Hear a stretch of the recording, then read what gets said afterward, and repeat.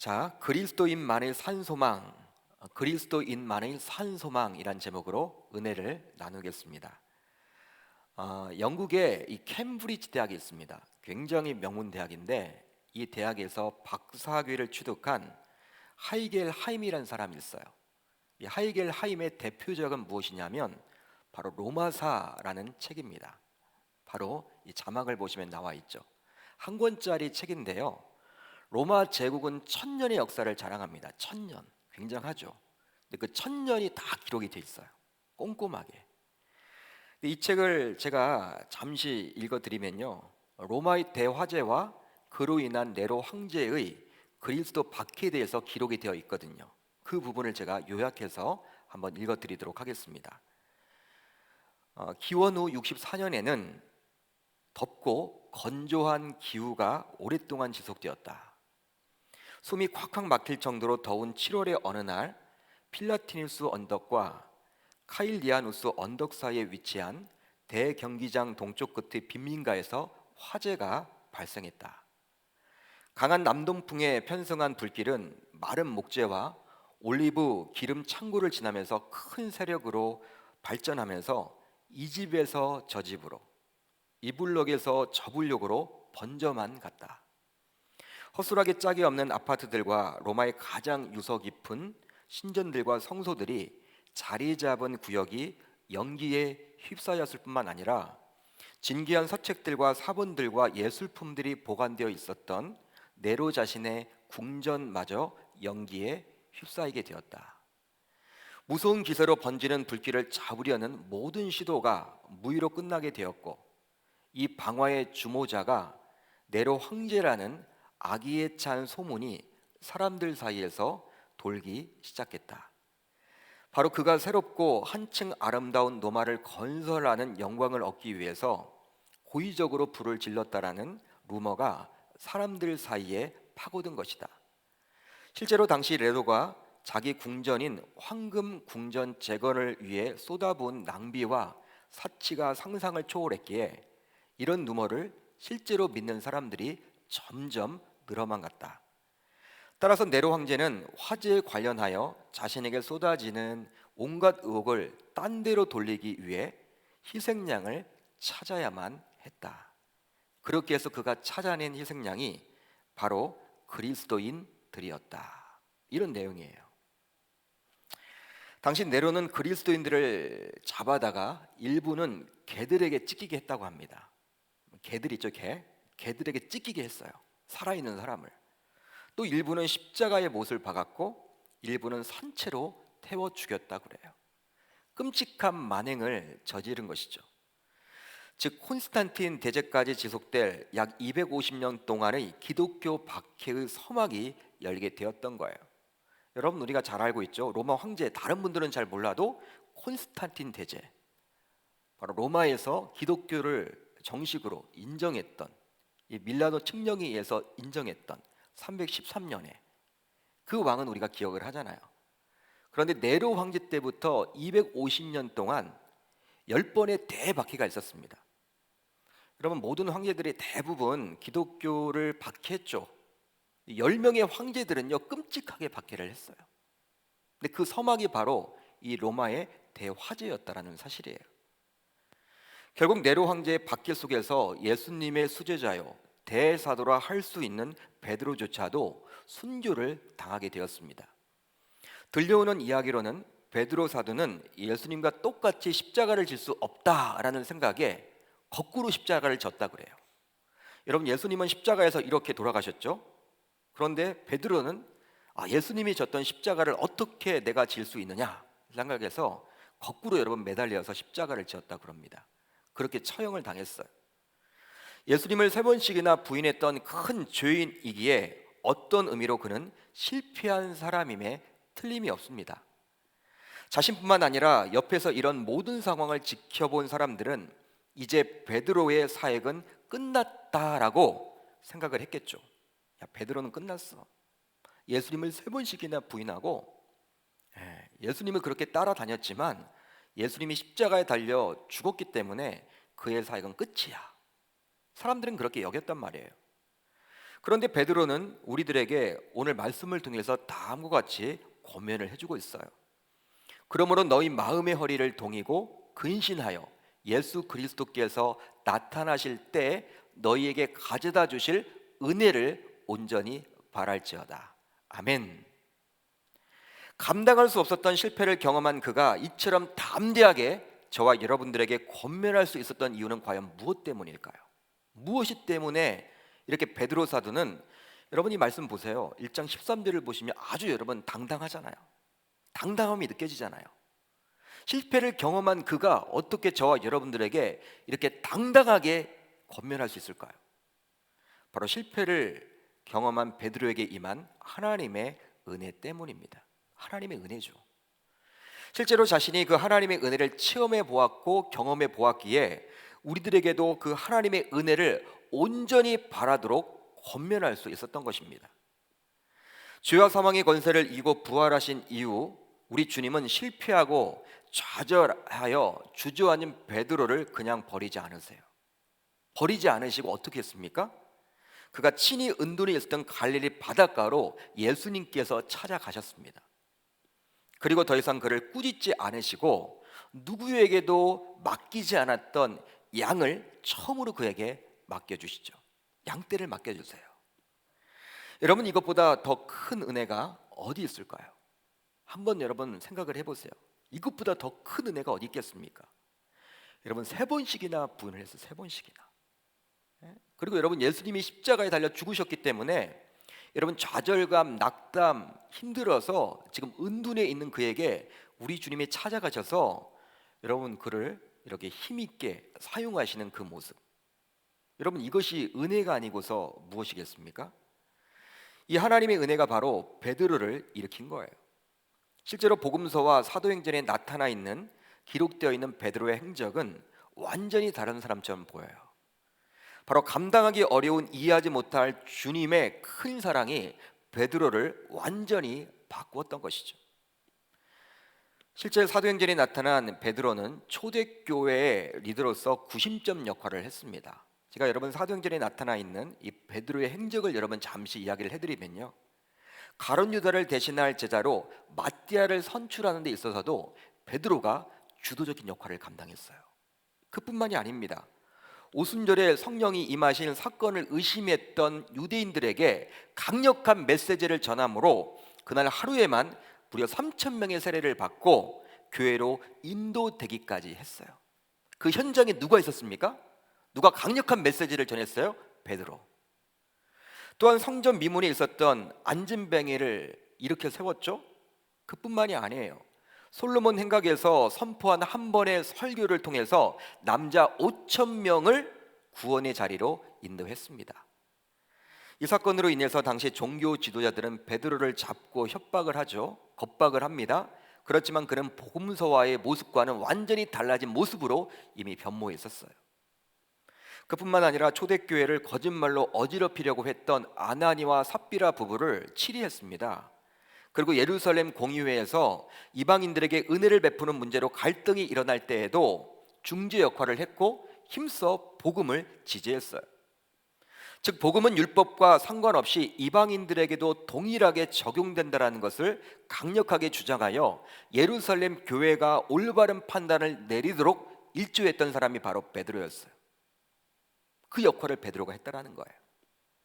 어떤 의미로 자신의 모든 것을 포기하고 전적으로 올인했던 스승 예수가 십자가에 달려 죽었기에 세상적인 관점으로 보게 되면요, 여러분 3년 내내 따라다녔는데, 여러분 그것만이 진리라고 여기면서 거기에 올인까지 했는데, 자신의 여러분 모든 것들을 다 포기하고 그것을 쫓았는데 그분이 십자가에 달려 죽으셨으니 세상적인 관점으로 보게 되면 베드로는 철저한 실패자입니다. 실패자죠. 그뿐만이 아니에요. 그 스승 예수를 3번씩이나 모른다고 부인을 했기 때문에 신앙적으로도 대실패자임에 틀림이 없어요. 그렇지만 우리는 사도행전을 통해서 모든 것이 끝났다라고 생각될 정도로 실패했던 그가 하나님의 은혜 속에서 어떻게 새로워지는지를 목격할 수가 있는 것이죠. 여러분들 시간 나실 때마다 한번 사도행전을 1장부터 28장까지 여러분 천천히 한번 읽어보세요. 베드로가 참 대단해.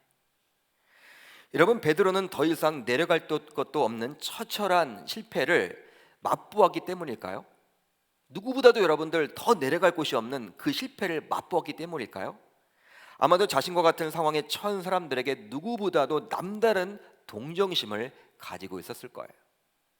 이런 베드로의 마음을 우리 하나님께서는 아시고 그로 하여금 베드로전서를 기록하도록 했습니다.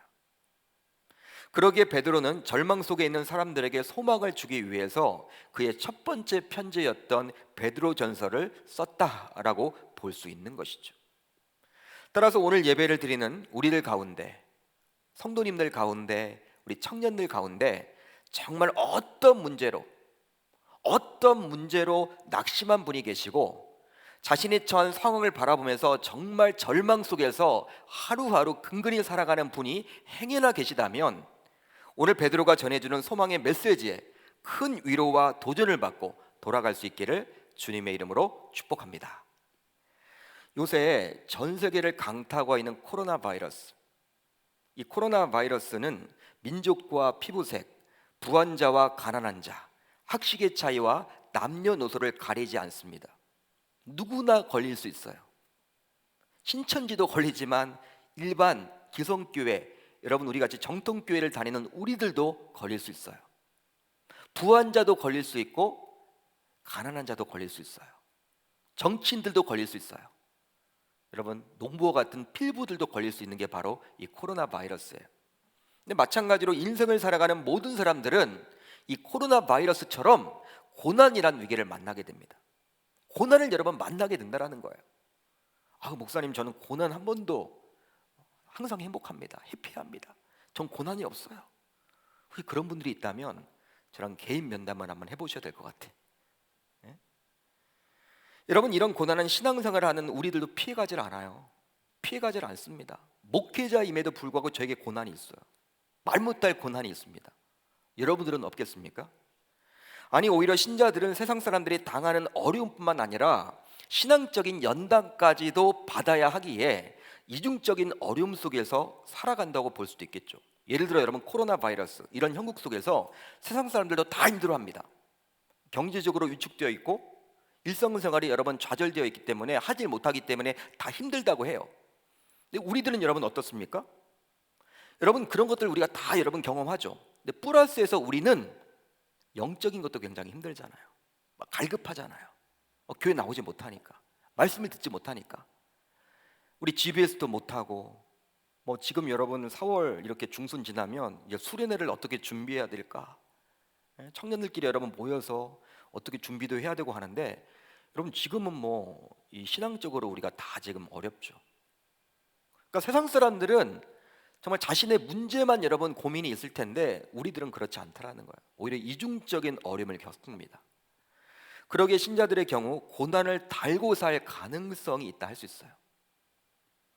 여러분 이런 감당하기 힘든 고난을 만나게 되면요 반응이 있어서 동일하게 눈물을 흘리며 슬퍼하게 돼요.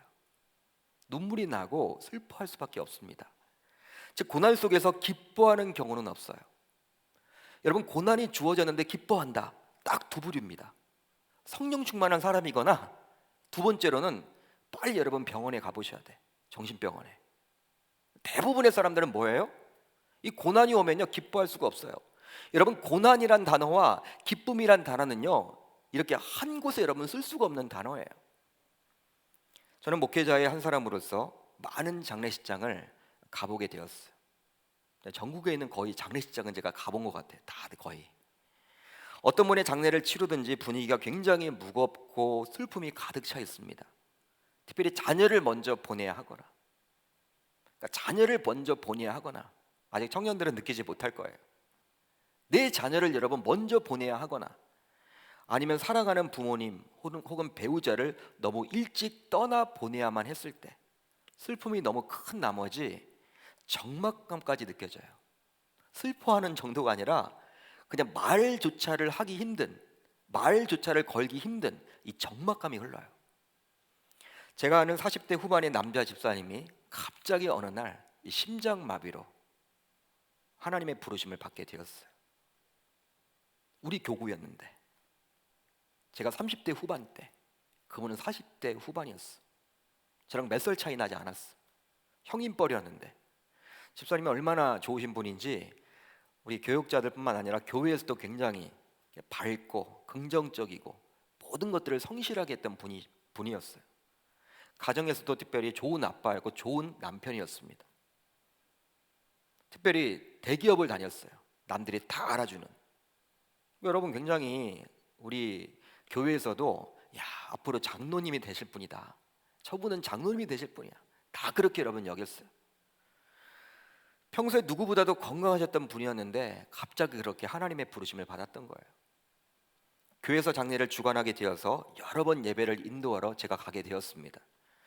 그런데 아내 집사님이 몇 번이나 실신을 해서, 장례식장이니까 병원 아닙니까? 병원의 응급실로 막 실려가는 거 있죠. 몇 번 실신을 하는 거야, 예배드리가도. 집사님 입장에서 얼마나 가슴이 미어질까요, 여러분? 여러분의 일이라고 한번 생각을 해보세요. 사랑하는 누군가를 먼저 떠나보낸다. 여러분, 얼마나 슬플까요? 가슴이 미어지는 거죠. 그때 넋이 나간 집사님과 아직 어린 자녀들 앞에서 예배를 인도하기가 참 쉽지 않았습니다. 여러분, 그런 장례는요, 목회자지만 피하고 싶은 거예요. 피하고 싶은 장례가 있어요. 솔직한 심정으로 그 자리를 정말 가고 싶지 않았어요. 그런데 나 자신이 담당 교역자였기에 모든 장례 예배를 인도해야만 했습니다. 교회가 큰 교회였기 때문에 담임 목사님은 그분 잘 몰라요. 그렇기 때문에 교구 목사가 가서 모든 것들을 다 했어야만 했어요. 여러분, 사랑하는 남편을 갑자기 떠나보내고 사랑하는 아빠를 먼저 보냈기에 슬퍼하는 그들에게 어떤 말이 위로가 되겠습니까? 정말 위로할 말이 없더라고요. 하나님, 왜 이렇게 갑자기 이 집사님을 데려가셨습니까? 그런 말밖에 안 나와요. 저는 그냥 같이 울었어요. 말씀을 전하다가 몇 번이나 중간에 울먹였는지 몰라요. 일부러 울려 해서 운 것이 아니라 정말 마음이 아파서 막 눈물이 나더라고요. 아직 어려요, 자녀들이. 근데 그 자녀들을 보면서 이제 어떻게 살아가지? 답이 안 나오는 거예요. 답이 안 나오는 거예요. 너무 힘든 거예요. 이렇듯 감당하기 힘든 고난 속에서 기쁨을 말한다는 것은요, 굉장히 어색합니다. 마치 장례식장에 가면서 알록달록한 등산복을 입고 가는 것과 마찬가지죠. 그러니까 기쁨이란 단어와 이 고난이라는 단어는 여러분 어울릴 수가 없어요. 그런데 오늘 말씀을 보게 되면 베드로는 놀랍게도 고난 속에서 기쁨을 이야기해 주고 있어요. 여러분, 오늘 본문 6절입니다. 6절을 한번 같이 읽어봅니다. 시작. 그러므로 너희가 이제 여러 가지 시험으로 말미암아 잠깐 근심하게 되지 않을 수 없으나 오히려 크게 기뻐하는도다. 아멘. 여러분, 이 6절을 보시면요, 근심이란 단어와 기쁨이란 단어가 같이 나와 있어요. 베드로는 우리도 사람인지라 고난과 시험 앞에서 근심하겠지만 그것은 잠시일 뿐 결국에는 어떻게 된다? 크게 기뻐할 것이라고 이야기를 해주고 있어요. 물론 이것은 탁상공론이 아닙니다. 즉 현실성 없는 허황된 이론이 아니에요. 베드로 자신이 이미 몸소 체험해 보았기에, 경험해 보았기 때문에 담대하게 저와 여러분들에게 권면해 주고 있는 거예요. 예수를 모른다라고 3번씩이나 부인을 했잖아요. 그리고 자신의 전부와도 같았던, 자신의 전부라고 여겨서 모든 것들을 다 포기하고 예수님께 올인했는데 그분께서 십자가에 달려 죽으셨기에 그는 큰 좌절과 낙심으로 인해서 자신의 고향인 갈릴리 바닷가에서 은둔해 있었습니다. 절망감이 너무 큰 나머지. 그렇지만 그는 기쁨을 곧 회복하게 되었어요. 즉 잠깐 근심했지만 그것은 정말 잠시였을 뿐 후에 그는 기쁨을 회복하여 멋진 사역자가 되었던 것이죠. 여러분, 그렇다면 어떻게 이것이 가능할까요? 여러분, 어떻게 이런 일이 가능할까요? 어떻게 고난 속에서도 기쁨을 기대할 수 있는 것일까요? 바로 산소망을 붙잡을 때 가능해집니다. 산소망을 붙잡을 때 가능해져요. 베드로 사도는 오늘 본문 3절에서 이렇게 이야기를 하죠. 그의 많으신 긍휼대로 예수 그리스도를 죽은 자 가운데서 부활하게 하심으로 말미암아 우리를 거듭나게 하사 무엇있게 하시며 무엇 있게 하시며? 산소망이 있게 하시며. 여러분, 산소망, 영어 성경이 여러분 버전이 많죠? 이 NIV 버전으로 보게 되면 A living hope, 살아있는 소망. 산소망은요, 죽은 소망이 아니라 A living hope, 살아있는 소망이에요. 따라서 세상이 말하는 막연한 희망과는 분명히 다르다라는 것을 말해주기 위한 성경적인 표현으로 보시면 됩니다. 실제로 여러분, 세상이 말하는 희망이 있죠? 세상도 여러분 희망 이야기 참 많이 합니다. 여러분, 정치권들도 여러분 희망이란 단어가 많아요. 지난 수요일 날 선거가 있었는데 집으로 이렇게 우편물이 왔죠. 뭐 누구를 여러분 1번, 2번 뭐 해서 여러분 자신들의 그런 프로필과 소개와 공약들이 여러분 다 오잖아요, 집으로. 여러분, 제가 유심히 다 보니까 다 희망 이야기예요. 희망이란 단어를 다 쓰고 있어요. 세상도 여러분 희망 이야기를 많이 합니다. 그냥 그렇지만 실현되기보다는 이루어지지 못한 꿈으로 남는 경우가 더 많다는 거예요. 세상의 희망은. 그러기에 거짓된 희망으로 오히려 괴로움을 준다라고 해서 요즘에 그 유명한 말이 있잖아요. 희망 고문. 들어보셨죠? 희망 고문. 무엇입니까? 거짓된 희망으로 오히려 괴로움을 준다. 그렇지만 성경이 말하는 소망은 이 세상이 말하는 희망과는 분명히 차원이 다르고 확실하고 안전하다고 할 수 있는 거예요. 역시 바울도 이 소망에 대해서 다음과 같이 말씀을 해주고 있는데 바로 로마서 5장 5절로 6절이에요. 우리 한번 같이 읽어봅니다. 시작. 소망이 우리를 부끄럽게 하지 아니함은 우리에게 주시는 성령으로 말미암아 하나님의 사랑이 우리 마음에 부은 바 됨이니 우리가 아직 연약할 때에 기약대로 그리스도께서 경건하지 않는 자를 위하여 어떻게 했다? 죽으셨도다. 여러분, 소망이란 개념은 아직 일어나지 않은 일에 대한 기대이기에 미래 시제예요. 여러분, 소망이 무엇입니까? 소망을 어떻게 정의 내릴 수 있어요? 소망은 미래에 관한 것이죠. 미래에 일어난 일을 바라보는 거예요. 이렇게 되면 좋겠다. 10년 뒤에 이렇게 되면 좋겠다. 이게 바로 소망이란 거예요. 미래 시제죠. 그렇다면 성경이 말하는 소망, 즉 우리가 소망할 수 있는 근거는 과연 무엇일까요? 바로 십자가 사건 때문입니다. 십자가 사건. 그렇기 때문에 우리 신자에게 있어서 이 십자가의 죽음, 우리 고난주간만 한 주 묵상하는 것이 아니라 1년 360을 우리가 이걸 붙잡아야 하는 거예요. 이거 놓쳐서는 안 되는 것이죠. 여러분, 로마서 5장 6절을 보십시오. 기약대로 그리스도께서 경건하지 않은 자를 위하여 죽으셨도다. 기약대로 그리스도께서 죽으셨다. 바로 십자가 사건을 이야기하는 거예요. 그런데 십자가 사건은 미래가 아니라 이미 2000년 전에 일어난 일이라고 할 수 있죠. 여러분, 십자가 사건이 언제 일어났습니까? 지금으로부터 약 2000년 전에, 과거죠.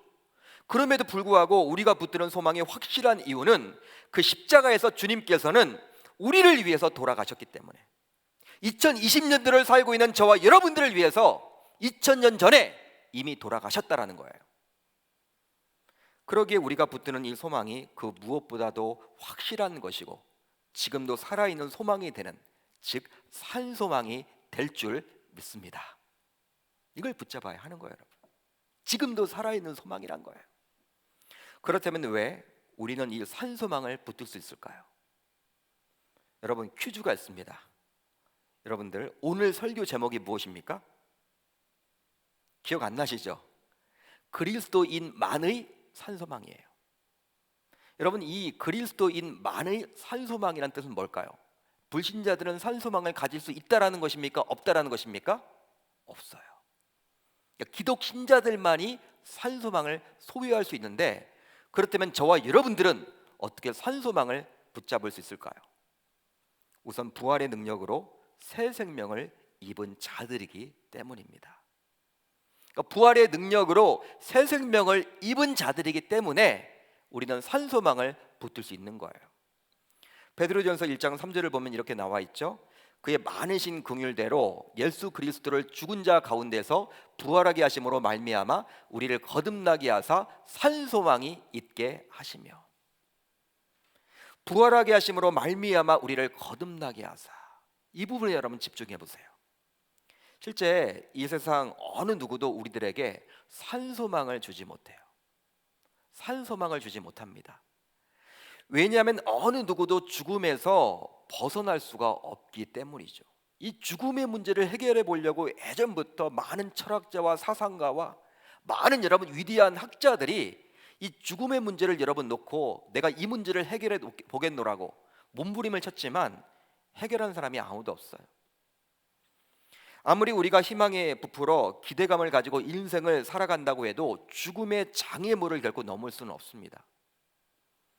눈에 보이는 돈, 명예, 권력, 그것들의 힘이 아무리 대단해 보이고 화려해 보여서 그것들을 쫓아다니지만 쫓아간다 하더라도 이 죽음 앞에서는 아무런 도움이 되지 못해요. 여러분, 이번에 코로나 바이러스 이걸로 많은 분들이 지금 사망을 했죠. 우리나라도 여러분 200명이 넘는 사람들이 이것 때문에 죽었어요. 여러분, 미국이란 나라, 유럽이란 나라, 우리가 보기에는 선진국 아닙니까? 그래도 노망이잖아요. 잘 사는 나라들, 세계 최고의 자본주의 국가, 권력. 여러분, 그렇지만 그런 것들이 이 코로나 바이러스 앞에 있는 죽음을 막지 못하잖아요. 그런데 예수 그리스도께서 우리를 거듭나게 하시려고 무덤에 갇혀 지내지 않고 사망 권세를 이기며 부활하셔서 친히 지금도 우리 곁에 살아 계십니다. 할렐루야. 그분께서 이미 십자가에서 우리의 모든 죄를 담당하고 사흘 만에 부활하여 죄의 권세인 사망을 정복함으로 우리를 거듭나게 한 것이죠. 이렇게 거듭나게 된 우리들은 이제 새 생명을 입은 자들이에요. 거듭났다라는 것은 바로 중생이죠. 새로운 생명을 우리가 갖게 된 거예요.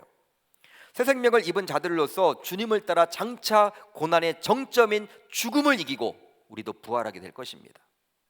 여러분, 그렇기 때문에 여러분 새 생명을 입은 사람은요 두려움이 없는 거예요. 사람들은 다 여러분 죽음 앞에서 두렵죠. 왜 코로나 바이러스를 여러분 사람들이 왜 두려워합니까? 죽으니까, 자칫 잘못하면 이 전염병에 걸리면 죽을 수 있는 확률이 높아지니까. 여러분, 병원에 가서 암 선고를 받으면요 여러분 그 암 때문에 죽는 것보다는 심리적인 것 때문에 죽는 경우가 더 많대요. 암에 걸리면 무조건 죽는다라고 생각하기 때문에 낙담하는 것이죠. 죽음을 생각하면. 그런데 여러분, 이 세상에서 여러분 제일 무서운 사람이 누굴까요? 그러면 죽음을 겁내지 않은 사람이겠죠. 죽음을 겁내지 않고 여러분 달려들면요 여러분 그 사람만큼 무서운 사람이 어디 있어. 저와 여러분들은 죽어도 여러분 부활한단 말이에요. 예수님이 이미 부활하셨잖아요. 그건 우리가 부활할 것을 미리 보여주실 것이거든. 여러분, 거듭난다라는 것은요 바로 우리 안에 새로운 생명이 태어난다라는 거예요. 우리 안에 태어나는 이 영적 새 생명은 이 땅이 목적지가 될 수 없습니다. 즉 영원한 세상을 바라보는 생명이고 영원한 세상을 기대하는 생명인 것이죠. 그러게 거듭난 새 생명을 소유한 자는 이 소망을 갖게 되는 거예요. 그렇다면 내 안에 거듭난 새 생명이 있느냐 없느냐를 어떻게 우리는 확인할 수 있을까요? 여러분, 예수를 믿긴 믿는데 교회를 나오긴 나오는데 내 안에 지금 새 생명이 있는지 없는지를 어떻게 할 수 있습니까? 바로 내 안에 이 소망이 있느냐 없느냐를 보면 알 수 있어요. 이 세상이 주는 만족이 목표이고 보이는 것만이 전부라고 생각한다면 죄송합니다만 아직 그 안에는 영적 새 생명이 없는 거예요. 예수를 믿는다고 하면서도 세상 사람들이 추구하는 것 그대로 쫓아간다면 죄송합니다만 아직까지 나는 구원받지 못한 것이죠. 영적 새 생명이 없는 거예요. 그러나 거듭난 새 생명을 가진 사람은 눈에 보이지는 않지만 다가올 세상, 즉 우리를 위해 예비된 영원한 세상에 대해 갈망하고 기대하고 고대하게 됩니다. 베드로 사도는 이것을 가리켜서 living hope, 살아있는 소망, 산소망이라고 지금 말해주고 있는 것이고, 그렇다면 베드로는 그냥 소망이라고 하지 않고 왜 살아있는 소망이라고 이야기를 했을까요? 여러분 궁금하지 않으세요? 여러분 성경에서는 여러분 산소망이라고 나와 있잖아요. 그냥 소망이라고 해도 좋을 텐데 왜 산소망이라고 이야기를 했을까? 영적인 새 생명으로 인해 생겨나는 소망은 반드시 이루어질 사실이기에 현재 그것을 바라보게 되면 현재에도 동일하게 적용될 수 있기 때문입니다. 영적인 새 생명으로 인해 생겨나는 소망은 반드시 이루어질 사실이다. 현재 그것을 바라보게 되면 현재도 동일하게 적용될 수 있기 때문이다. 그러기에 우리가 붙드는 이 소망은 앞으로 일어날 소망이면서도 현재 우리가 경험할 수 있는 살아있는 소망, 즉 산소망이라고 할 수 있는 거예요. 따라서 주님의 부활로 새 생명을 잊게 된 저와 여러분들은 이 세상에서 만나게 되는 어떠한 고난과 역경 우리가 경험하게 되더라도 이 살아있는 소망을 가지고 있기에 넉넉히 이겨낼 수 있기를 바랍니다.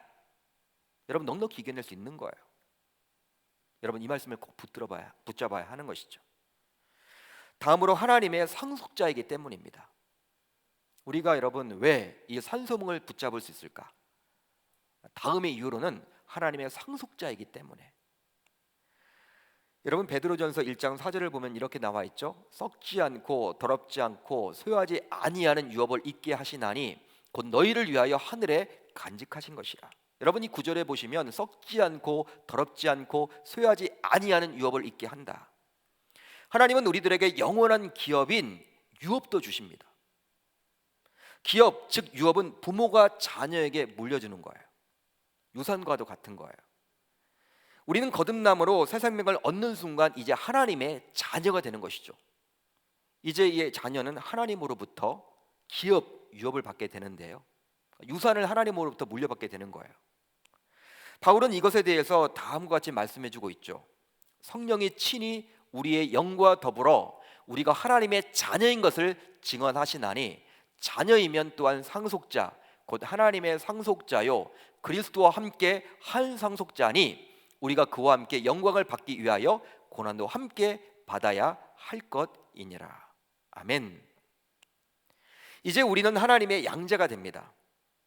여러분, 하나님은 아들이 한 분이셨죠. 독생자 예수 그리스도만 원래 아들이었는데 십자가에 달리신 그 예수 그리스도의 십자가의 죽음과 그 부활을 믿는 순간 이제 우리는 새 생명을 얻게 되었고 하나님의 자녀가 되는데 바로 양자가 돼요.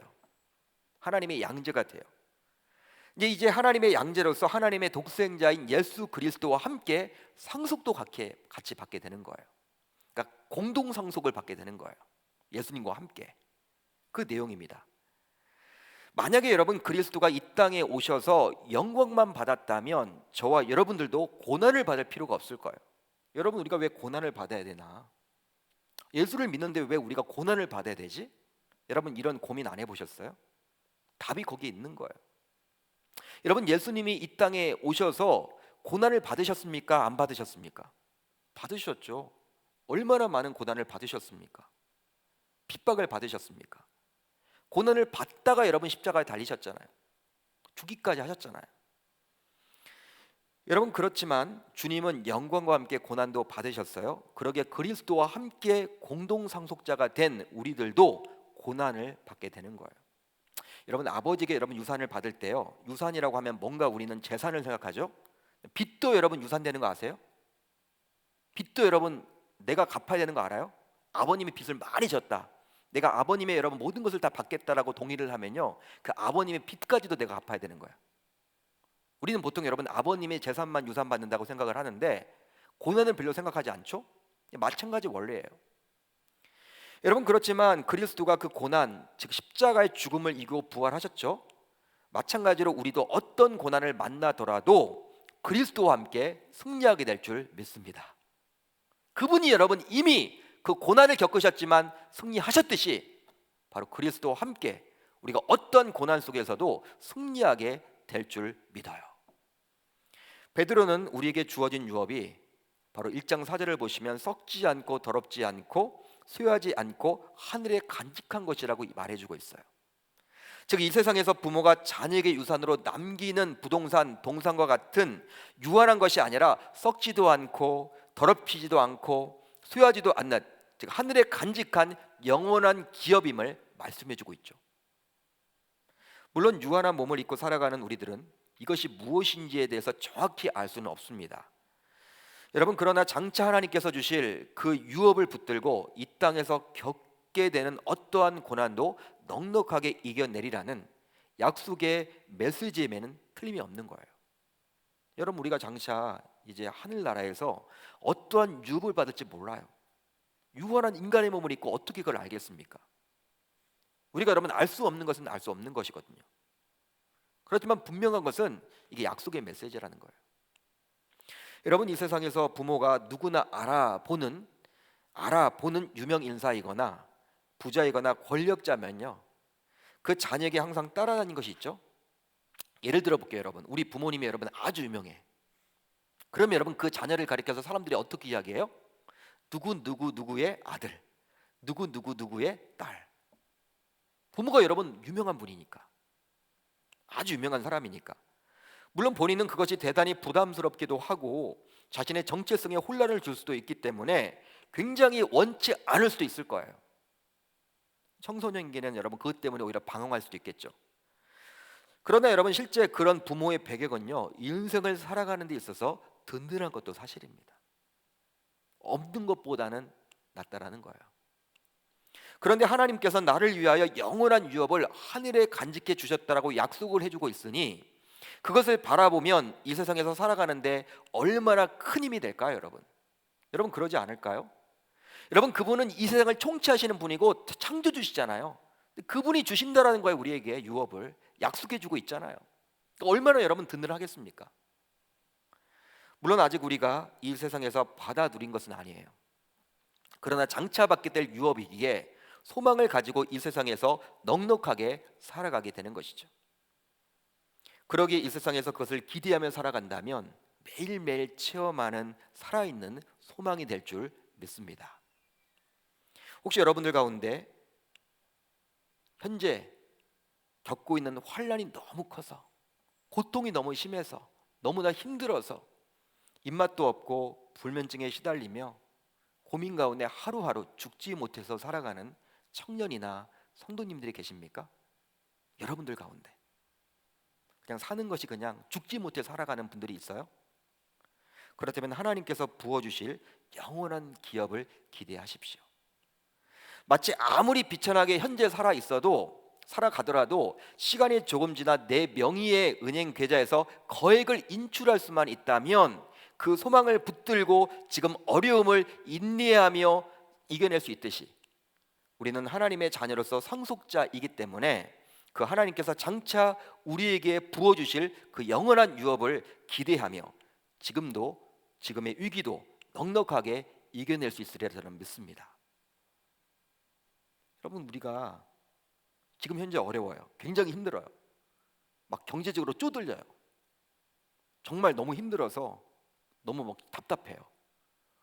6개월 후에 내가 여러분 내 통장 명의에서 거액을 인출할 수 있다면 그 6개월 못 기다리겠습니까? 그 통장을 보면서 여러분 우리가 기다리겠죠. 인내할 수 있잖아요. 근데 언제인지는 모르지만 하나님께서 우리에게 영원한 유업을 주신다고 했는데 그거 바라보고 지금 현재 고통이 심하고 힘들고 어려워도 참고 인내하며 나아가야 한다는 거예요. 세상 사람들은 이런 원리를 모르죠. 그렇지만 우리는 하나님의 상속자예요. 상속자.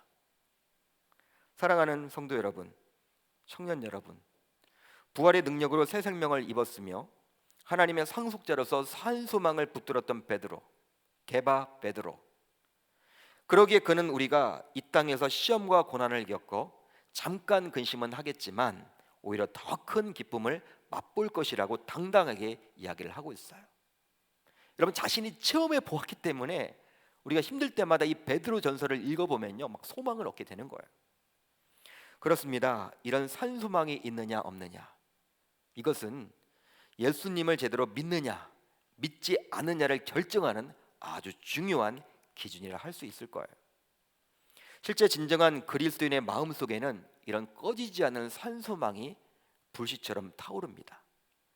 그러기에 아무리 힘들고 어려운 일을 만나더라도 세상 사람들의 눈에 보이는 것들이, 세상 사람들은 전부이기 때문에 굉장히 그런 것들을 바라보면서 두려움에 떨고 있고 특별히 굉장히 불안해하며 살아가겠지만, 우리 기독 신자들은, 우리 기독 청년들은 그리스도인만이 산소망을 알고 소유하고 있기에, 그리스도인만의 산소망이 무엇인지를 알고 이미 소유하고 있기 때문에 이러한 고난조차도 넉넉하게 이겨낼 줄 주님의 이름으로 축복합니다. 여러분, 우리가 이겨낼 수 있는 거예요. 세상 사람들과는 분명히 다르죠. 그렇기 때문에 그리스도인만의 산소망이 되는 거예요. 불신자들은 절대 모르는 이 영적인 원리. 여러분, 오늘 말씀이 좀 딱딱할 수 있습니다. 그렇지만 항상 우리가 가벼운 말씀만을 우리가 씹을 수는 없죠. 먹을 수는 없겠죠. 우리 영적 성장을 위해서 지난주 우리가 부활주의를 맞이했는데 나는 과연 이 부활의 소망을 가지고 살아가고 있는지 다시 한번 나의 일생을 점검해 보면서 힘들고 어려운 상황 가운데 놓여 있을지라도 오늘 이 두 가지만 여러분들이 기억하시면 좋겠어요. 내 안에 계신 이 새 생명, 그리고 하나님의 상속자라는 이 마음을 가지고 베드로가 승리하셨듯이 저와 여러분들도 승리하실 수 있기를 주님의 이름으로 축복합니다.